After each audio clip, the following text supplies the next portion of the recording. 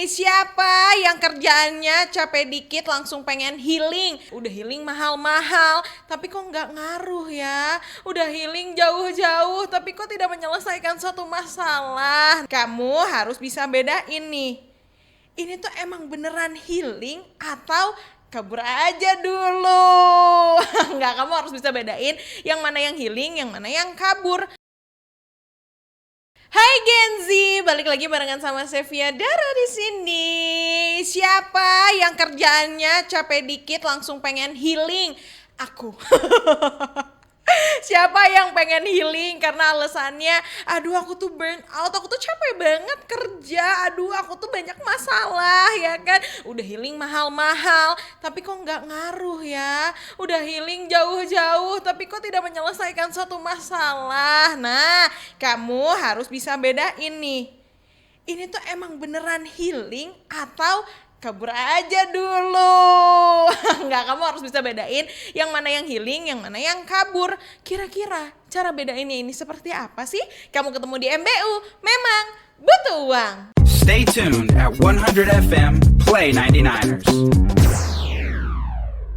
Iya, kalau healing tuh emang butuh uang nanti Niners. Kalau nggak pakai uang, ya gimana caranya kita healing ya kan? Tapi menurut hellosehat.com, healing itu sebenarnya proses pemulihan emosi mental kita nanti Niners ya.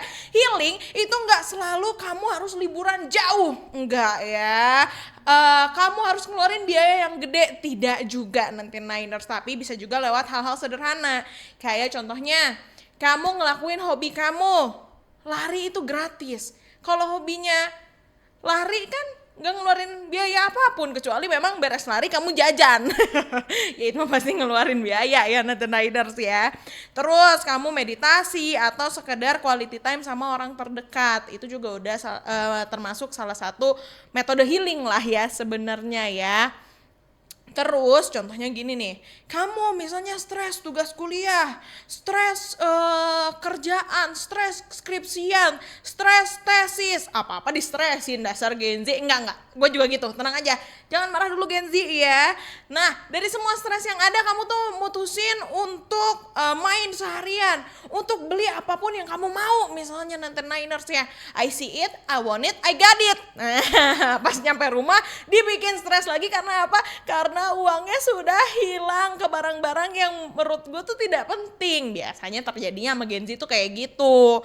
Ya udah, beli aja, beli ini, jajan itu. Pas nyampe rumah bukannya nyelesain masalah, malah tambah pusing, tabungan jadi berkurang ya kan.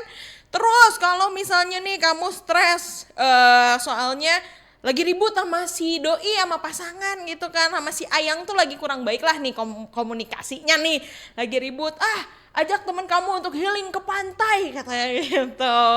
Terus pas healing di pantai, hahaha, pas pulangnya ya tidak merubah kondisi juga, kamu komunikasi sama pacar kamu masih jelek, ya tetap aja timbul satu masalah lagi.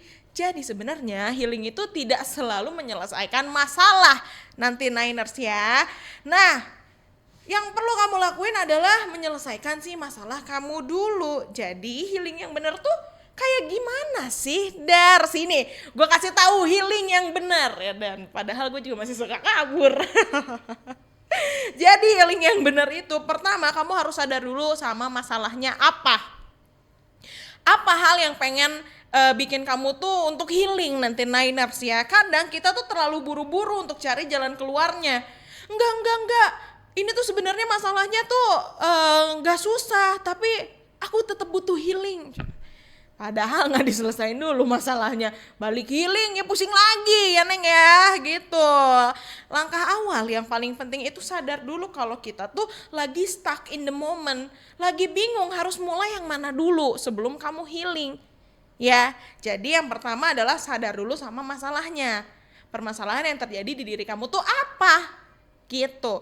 Yang kedua, kasih jeda buat diri sendiri dulu nih nanti Niners. Renungin masalah-masalah yang terjadi itu apa nih, ya kan? Kasih ruang buat diri sendiri, sadar ya kan tentang apa yang sedang terjadi. Terus jangan lupa juga untuk istirahat, karena kalau misalnya istirahat kurang, ya otak juga jadi berprosesnya tidak maksimal. Begitu nanti Niners ya.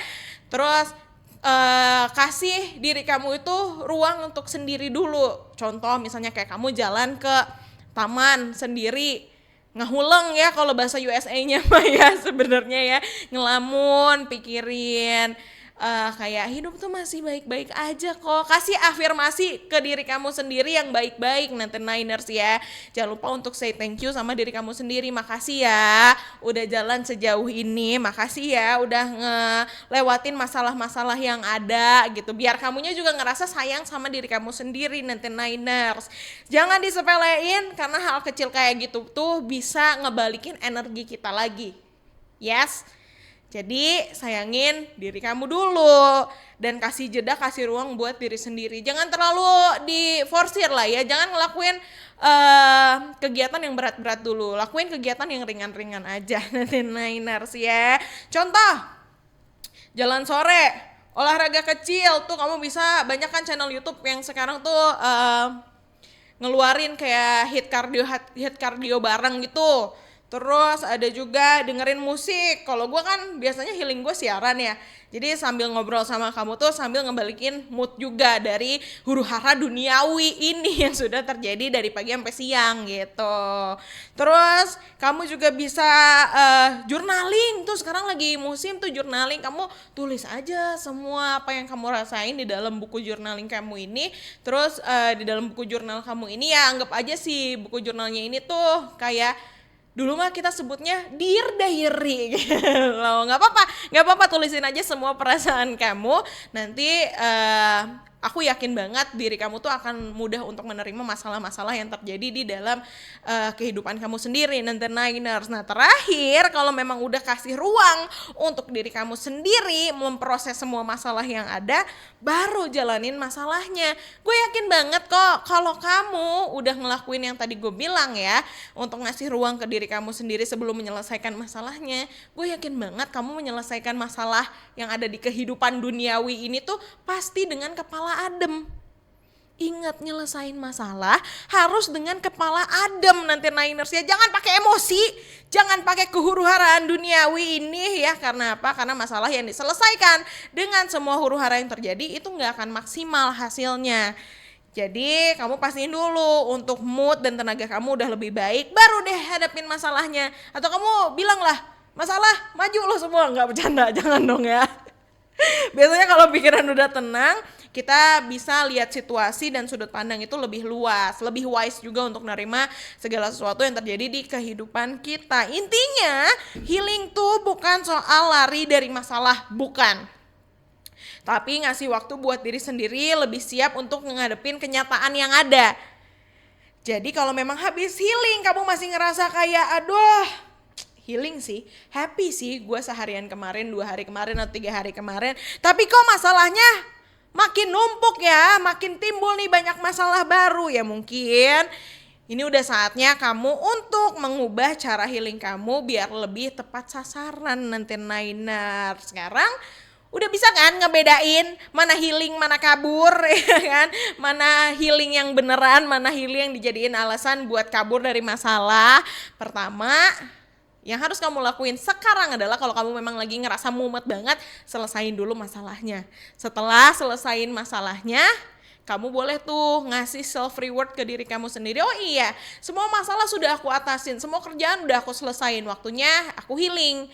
Healing orang tuh beda-beda nanti Niners. Kalau aku tadi aku udah sempat bilang juga, siaran juga udah bisa balikin mood gue kok. Jadi siaran tuh jadi mood booster lah untuk daerah sendiri nanti Niners. Ada juga orang yang kayak nongkrong nih, harus ketemu sama banyak orang, atau harus lihat pantai, atau harus naik gunung. Itu ya terserah sih sebenarnya. Tapi pastiin sebelum kamu healing, masalahnya sudah harus selesai dulu. Ingat ya, sebelum healing masalahnya harus selesai dulu. Biar apa? Biar setelah healing biar pas beres healing, kamu udah ready to go untuk menjalankan kehidupan kamu yang ada di dunia nyata ini.